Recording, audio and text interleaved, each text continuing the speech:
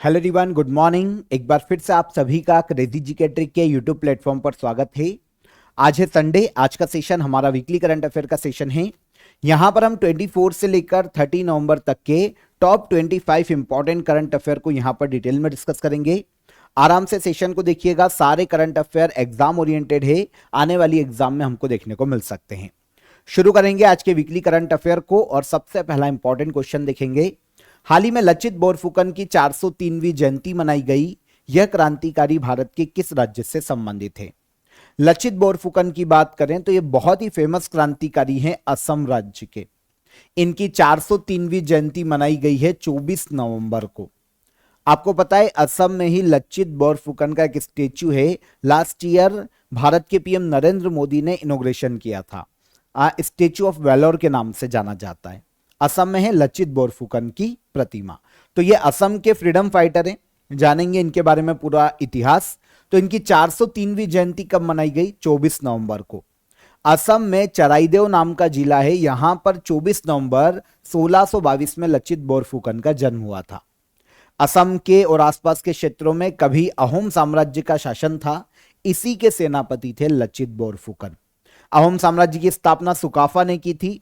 इस साम्राज्य का शासन 1228 से लेकर 1826 ईस्वी तक देखने को मिलता है नॉर्थ ईस्ट में, असम और उसके आसपास के क्षेत्रों में। इस वक्त औरंगजेब की सेना ने आक्रमण किया था अहोम साम्राज्य पर और 1671 में हुआ था सरायघाट का युद्ध। असम के गुवाहाटी में सरायघाट नाम के प्लेस पर, जो कि ब्रह्मपुत्र नदी के तट पर स्थित है, यहां पर सरायघाट का युद्ध हुआ था 1671 में। इस युद्ध में अहोम साम्राज्य की सेना का नेतृत्व कर रहे थे लचित बोरफुकन। शासक थे चक्रध्वज सिंह और मुगल शासक थे इस वक्त औरंगजेब और इसकी सेना का नेतृत्व कर रहे थे राम सिंह प्रथम। ठीक है, ये आमेर के शासक थे। तो इनके बीच में युद्ध होता है और फाइनली अहोम साम्राज्य जीत जाता है। लचित बोरफुकन ने सेना का नेतृत्व किया था सरायघाट के युद्ध में 1671 में। तो लचित बोरफुकन बहुत ही फेमस क्रांतिकारी असम के। इनका स्टेच्यू ऑफ वेलोर असम में इनकी प्रतिमा है, जो कि 125 फुट ऊंची कांसे की प्रतिमा है। भारत के पीएम नरेंद्र मोदी ने मार्च 2024 में इसका इनॉग्रेशन किया था। 125 फीट की प्रतिमा में 84 फीट का प्रतिमा का साइज है और बाकी बेस देखने को मिलता है 41 फीट का। स्टेच्यू ऑफ वेलोर, ठीक है। इसे बनाया था मूर्तिकार राम वी सुतार ने डिजाइन किया है और लचित बोरफुकन को पूर्वोत्तर का शिवाजी कहा जाता है, असम राज्य से संबंधित। कुमारी कमला, जिनका हाल ही में निधन हो गया, किस शास्त्रीय नृत्य शैली से संबंधित थी? कुमारी कमला, अमेरिका में इनका निधन हो गया। यह बहुत ही फेमस भरतनाट्यम की नृत्यांगना रही है। हिंदी मूवीज में भी इन्होंने काम किया है। चाइल्ड आर्टिस्ट के रूप में इनको काफी सराहा गया था ऑलमोस्ट 1960 से 1980 के दशक के बीच में।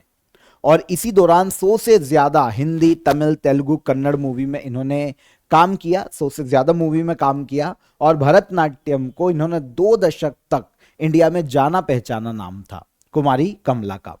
तो अभी कुमारी कमला का अमेरिका में निधन हो गया। 1980 के बाद ये अमेरिका शिफ्ट हो गई थी। तो 91 ईयर की एज में इनका निधन हुआ है।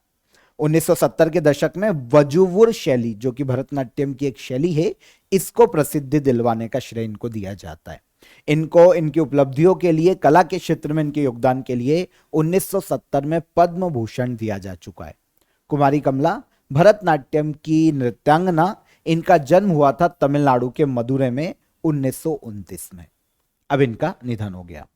भारत और नेपाल के बीच में एक्सरसाइज सूर्य किरण 2025 के 19वें एडिशन का आयोजन कहां किया जा रहा है? इंडिया और नेपाल के बीच में पहली चीज तो हमको यह याद रखना चाहिए कि सूर्य किरण मिलिट्री एक्सरसाइज का आयोजन किन 2 देशों के बीच में किया जाता है? कौन कौन? इंडिया और नेपाल। इस बार यह 19वां एडिशन है सूर्य किरण एक्सरसाइज का और इसका आयोजन उत्तराखंड के पिथौरागढ़ में किया जा रहा है। कहां पर? उत्तराखंड के पिथौरागढ़ में। तो 25 नवंबर को यह शुरू हुआ था एक्सरसाइज और 8 दिसंबर तक ये आयोजित की जा रही है उत्तराखंड के पिथौरागढ़ में। भारत और नेपाल की आर्मी के बीच में कोऑर्डिनेशन को बढ़ावा देना, आपसी सहयोग को बढ़ावा देना इस मिलिट्री एक्सरसाइज को आयोजित किए जाने का मुख्य उद्देश्य है। भारत और नेपाल दोनों देशों के बीच में इसका आयोजन किया जाता है। इस बार ये 19वां एडिशन है। सबसे पहली बार दोनों देशों के बीच में एक्सरसाइज सूर्य किरण की शुरुआत हुई थी 2011 में। तब से ये हर साल आयोजित किया जा रहा है। 2030 कॉमनवेल्थ गेम्स का आयोजन भारत के किस शहर में किया जाएगा? आपको पता है भारत को 2030 में कॉमनवेल्थ गेम्स आयोजित करवाने की मेजबानी मिली है और ये कॉमनवेल्थ गेम्स 2030 में गुजरात के अहमदाबाद में आयोजित किए जाएंगे। कॉमनवेल्थ गेम्स का अहमदाबाद में 24वां एडिशन आयोजित किया जाएगा। ओके, 4 साल में एक बार कॉमनवेल्थ गेम्स आयोजित किए जाते हैं।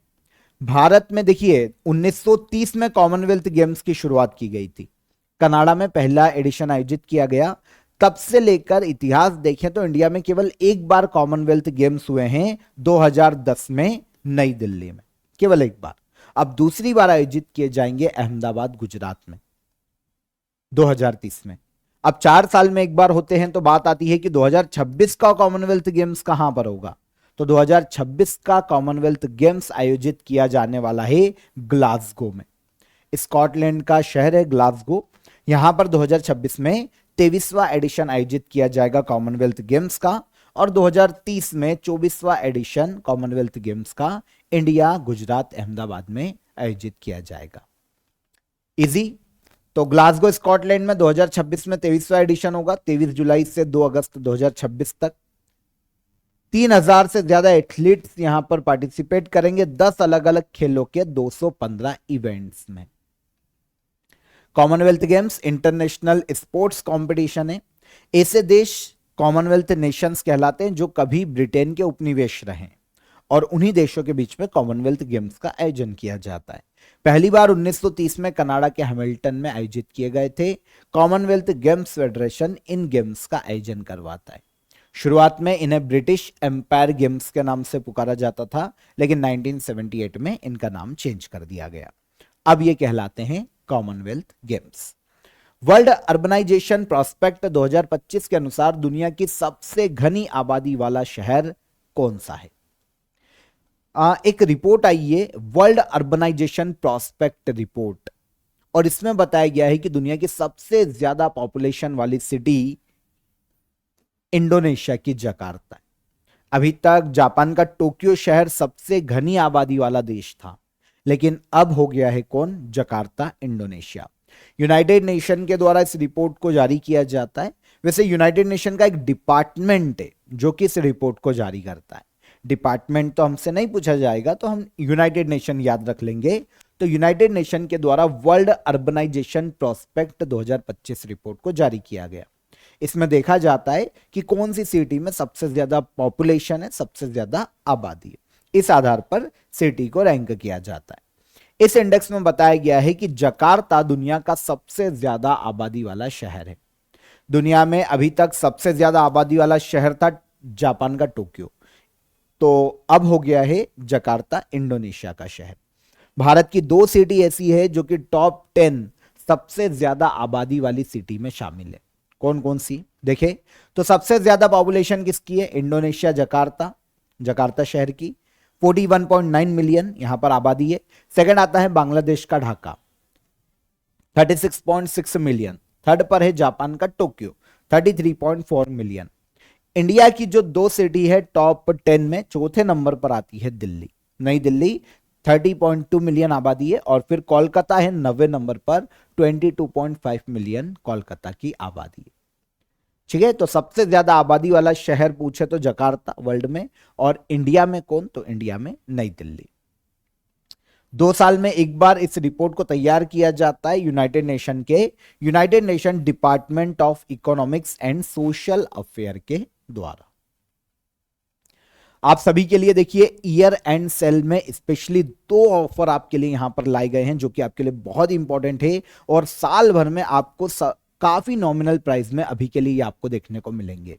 तो 100 आवर जीएस के कोर्स को आप ज्वाइन कर सकते हैं काफी अफोर्डेबल प्राइस में।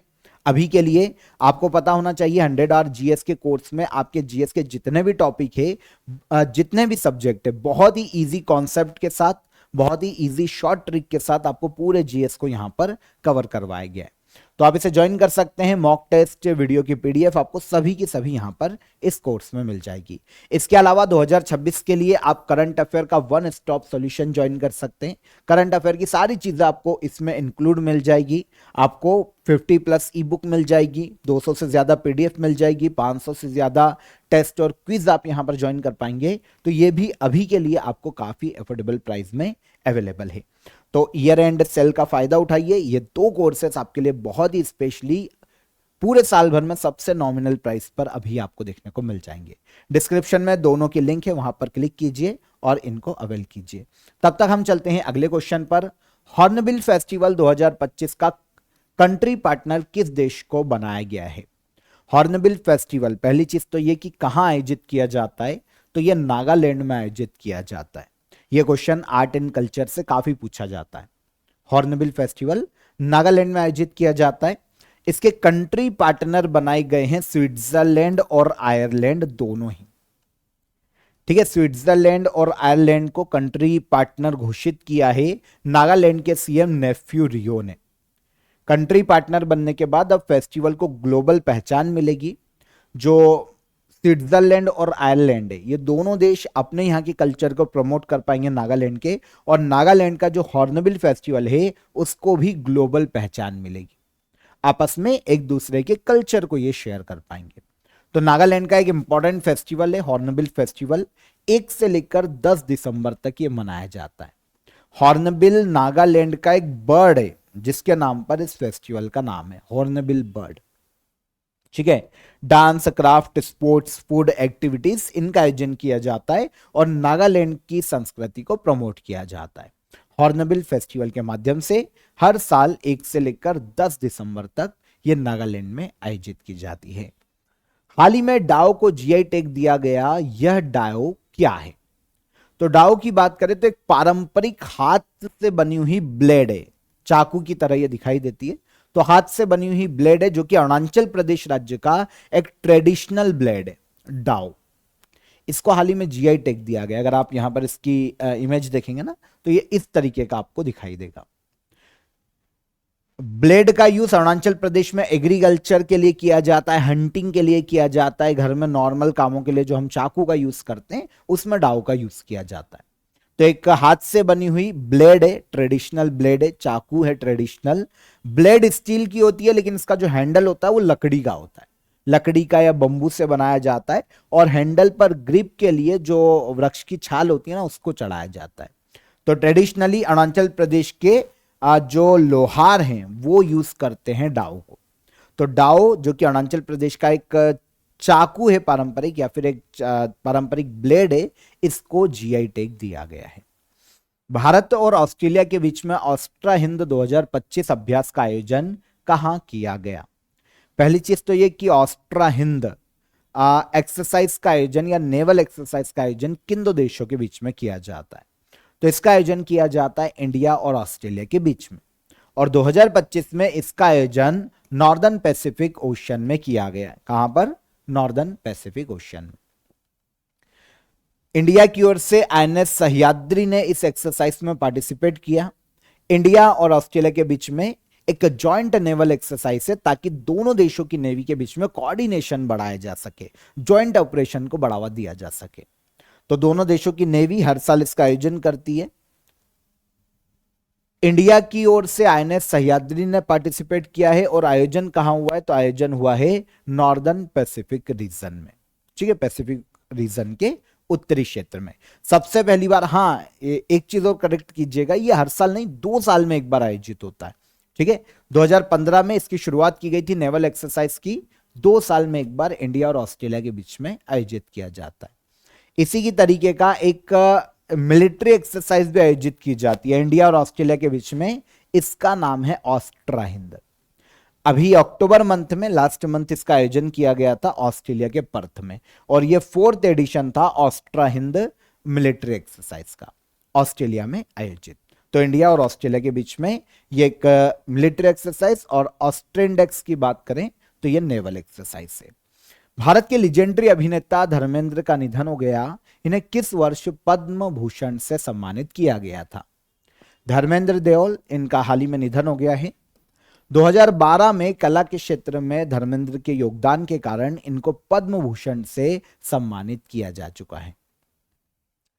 तो 89 वर्ष की इनकी एज थी। नेक्स्ट मंथ दिसंबर में ये 90 वर्ष के पूरे हो जाते, लेकिन अब 89 वर्ष की आयु में इनकी निधन हो गया है। ही मैन के नाम से पुकारा जाता था, ही मैन की उपाधि दी जाती थी धर्मेंद्र को। ये पंजाब से आते हैं, मूल रूप से इंडियन एक्टर और पॉलिटिशियन।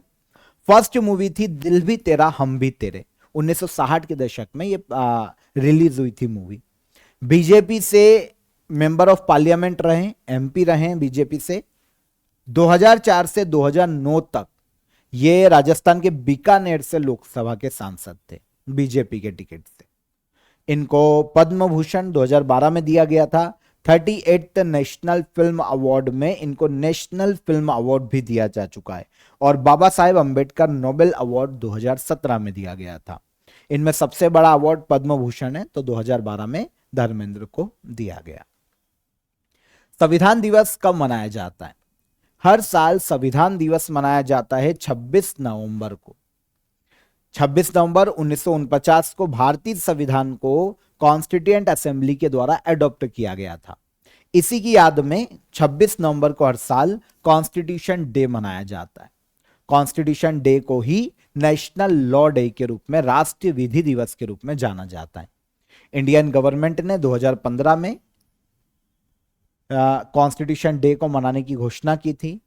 26 नवंबर 1949 को कॉन्स्टिट्यूएंट असेंबली की जो 11वीं बैठक हुई थी, उसमें भारतीय संविधान को अडॉप्ट किया गया था, और इसके कुछ आर्टिकल्स को भी उस वक्त लागू कर दिया गया था। लेकिन फाइनली जो संविधान था पूरा, वो आगे चलकर 26 जनवरी 1950 को लागू हुआ, लेकिन अडॉप्ट कर लिया गया था 26 नवंबर 1949 को।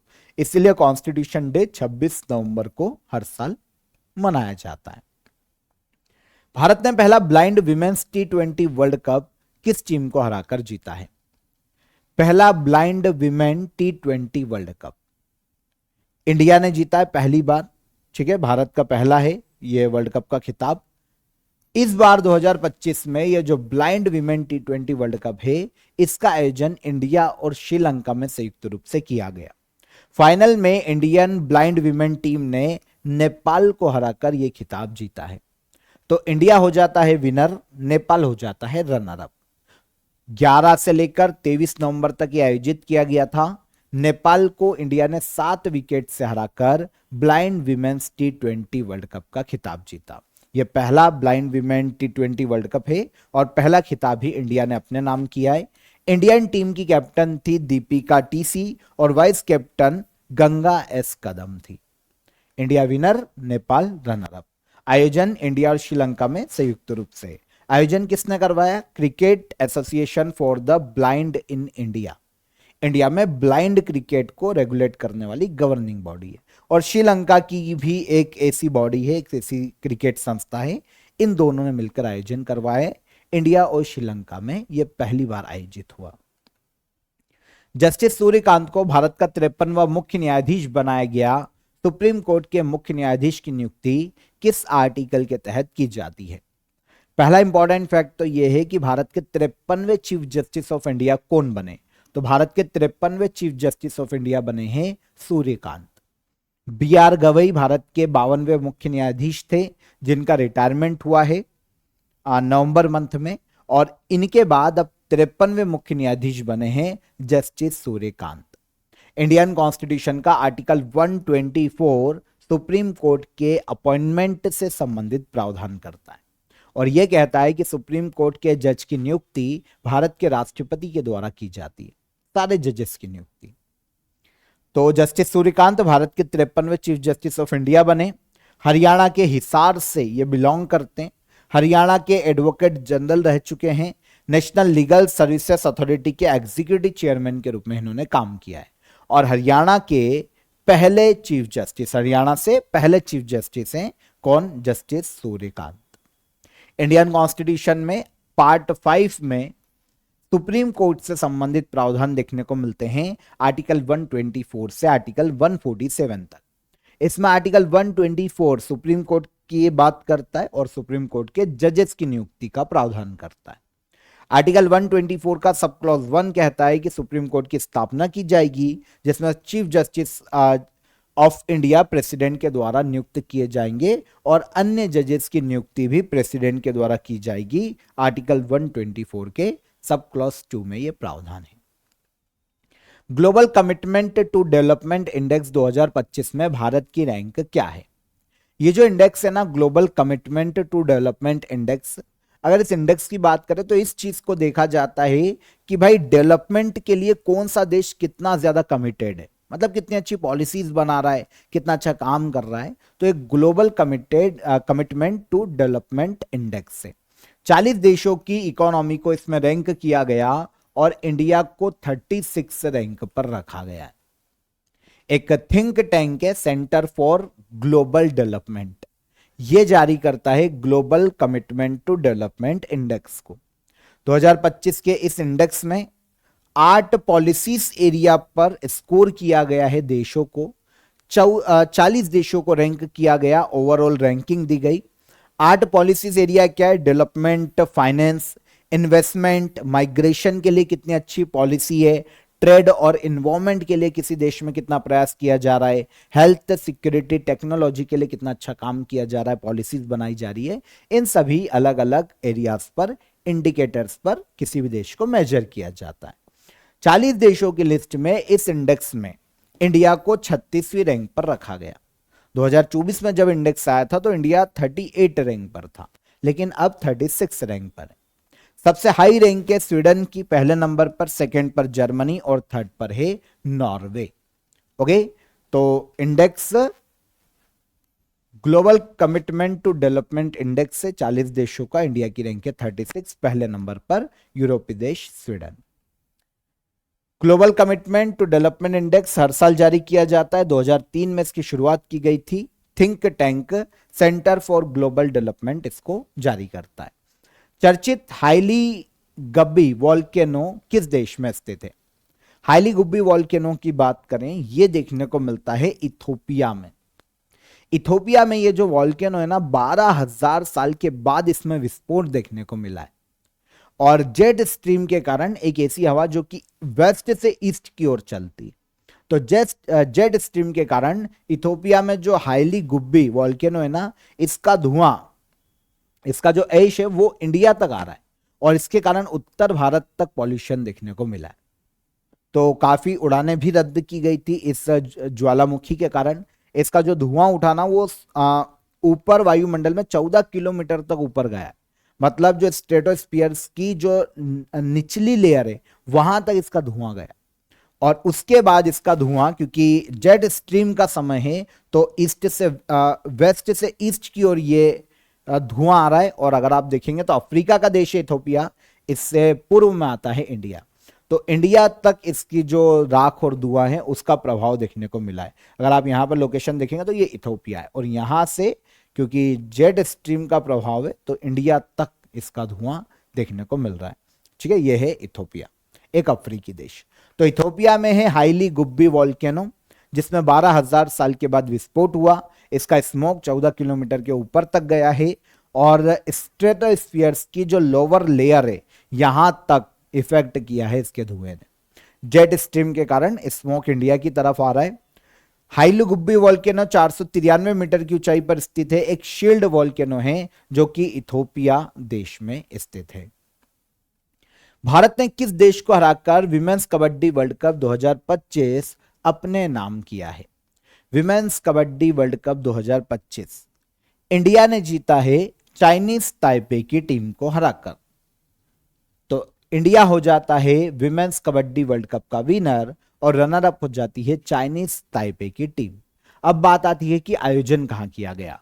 तो इसका आयोजन 17 से लेकर 24 नवंबर तक किया गया बांग्लादेश के ढाका में।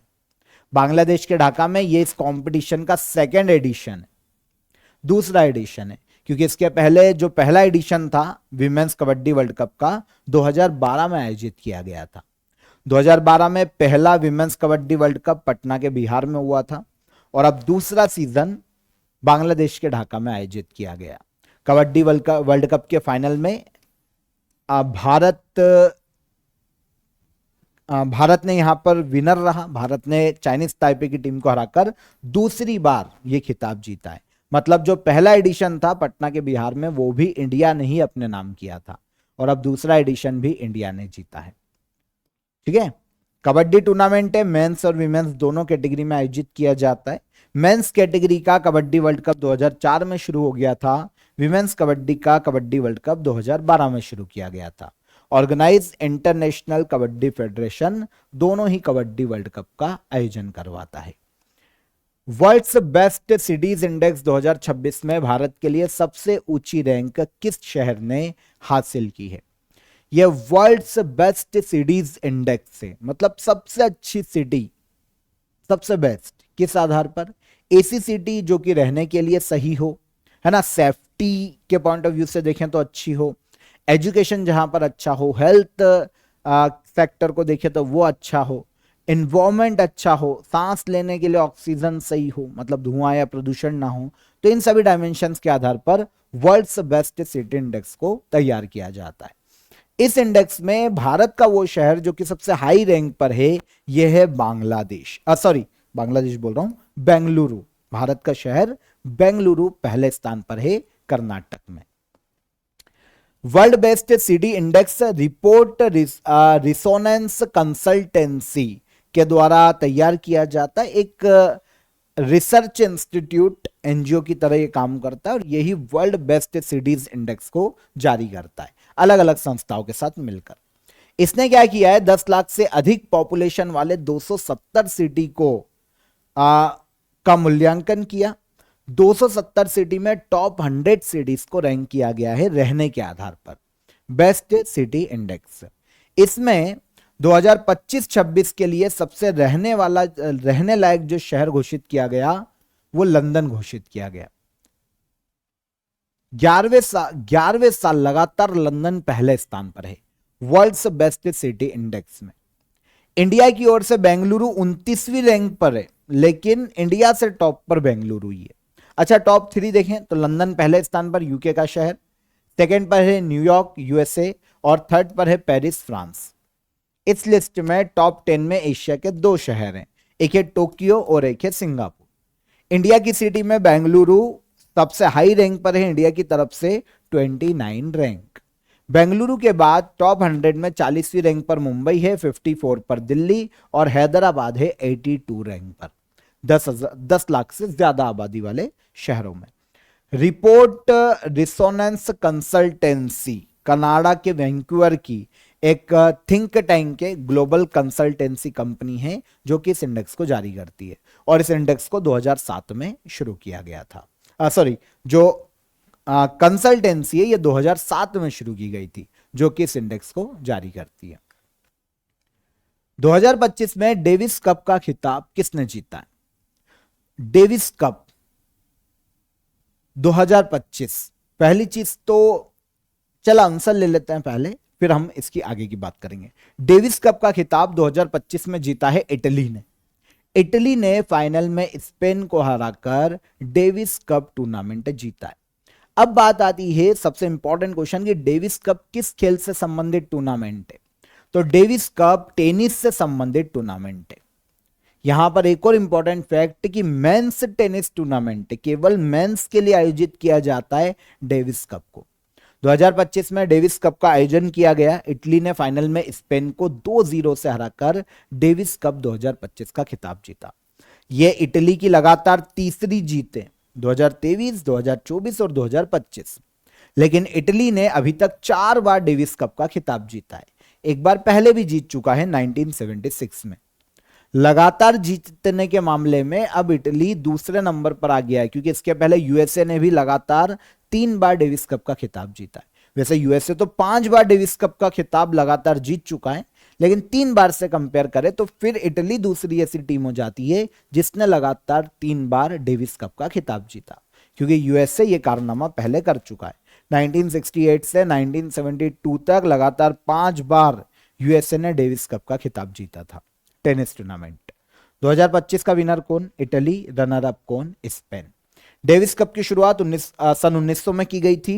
दुनिया का सबसे पुराना टेनिस टीम टूर्नामेंट है। इंडिया 3 बार फाइनल तक गया है डेविस कप में, लेकिन कभी विनर नहीं बना, 1966, 1974 और 1987, लेकिन आज तक हम डेविस कप नहीं जीते। तुर्कियों में रहे कोटिगांव और नेत्रावली वाइल्ड लाइफ सेंचुरी किस राज्य में स्थित है? कोटिगांव और नेत्रावली वाइल्ड लाइफ सेंचुरी ये दोनों ही हमको देखने को मिलेगी गोवा में। अभी सुर्खियों में क्यों है? सुर्खियों में इसलिए है क्योंकि सुप्रीम कोर्ट की एक कमेटी बनी थी। तो सुप्रीम कोर्ट ने जो पैनल या कमेटी बनाई थी, अब इसने सुप्रीम कोर्ट को अपनी रिपोर्ट दी है और इसने कहा है कि गोवा में जो कोटिगांव वाइल्ड लाइफ सेंचुरी है और जो नेत्रावली वाइल्ड लाइफ सेंचुरी है उनको मिलाकर टाइगर रिजर्व बनाया जाना चाहिए। सुप्रीम कोर्ट का ही पैनल है, इन्होंने सुप्रीम कोर्ट को अपनी रिपोर्ट सौंप दी है। अब इन दोनों वाइल्ड लाइफ सेंचुरी को मिलाकर टाइगर रिजर्व बनाया जा सकता है गोवा में। भगवान महावीर नेशनल पार्क भी गोवा में, इसको बफर जोन की तरह घोषित किया जा सकता है। तो भगवान महावीर नेशनल पार्क और Kotigaon wildlife sanctuary, Netravali wildlife sanctuary, ये तीनों कहां पर है? गोवा में। चर्चा में रही उर्मिया झील किस देश में स्थित है? चर्चा में रही उर्मिया झील देखने को मिलेगी ईरान में। यह झील है ना, ग्लोबल वार्मिंग के कारण, प्रदूषण के कारण, है ना, और जो इन्वायरमेंट में चेंजेस होते जा रहे हैं, सूखे के कारण लगातार सूखती जा रही है। ईरान की झील अगर आप यहां पर देखेंगे तो 2005 में इसका कुछ ऐसा स्ट्रक्चर था, 2015 तक आते आते लगभग ये पूरी सूख गई है। तो अब ईरान ने क्या किया है कि यहां पर क्लाउड सीडिंग ईरान ने करवाई है। क्लाउड सीडिंग मतलब जो आर्द्रता वाले बादल होते हैं उनमें कुछ रसायन या केमिकल डाल के आर्टिफिशियल रेन करवाई जाती है। तो ईरान ने आर्टिफिशियल रेन करवाई है ताकि उर्मिया लेक का कंजर्वेशन किया जा सके, इसके क्षेत्र का विस्तार किया जा सके और पानी की उपलब्धता को इसमें पूरा किया जा सके। उर्मिया झील में झारीनाह और सिमिनेह ये दो नदियां हैं ईरान की, इनसे पानी आता है, लेकिन अब इन नदियों में भी पानी कम होता जा रहा है, इसलिए उर्मिया लेक में भी पानी निरंतर घटता जा रहा है। तो उर्मिया लेक अभी सुर्खियों में थी। ईरान की एक बहुत ही बड़ी खारे पानी की झील है। 1976 में से रामसर साइट का दर्जा दिया जा चुका है। यूनेस्को बायोस्फीयर रिजर्व के रूप में इसको संरक्षित किया जा रहा है। वर्ल्ड बॉक्सिंग का नया प्रेसिडेंट किसे बनाया गया? वर्ल्ड बॉक्सिंग के नए प्रेसिडेंट बनाए गए हैं गेनाडी गोलोवकिन। गेनाडी गोलोवकिन ये खुद एक बॉक्सर है, यहां पर इनकी इमेज देखिए। ये कजाकिस्तान के पूर्व बॉक्सर है जो कि अब वर्ल्ड बॉक्सिंग के नए प्रेसिडेंट बने।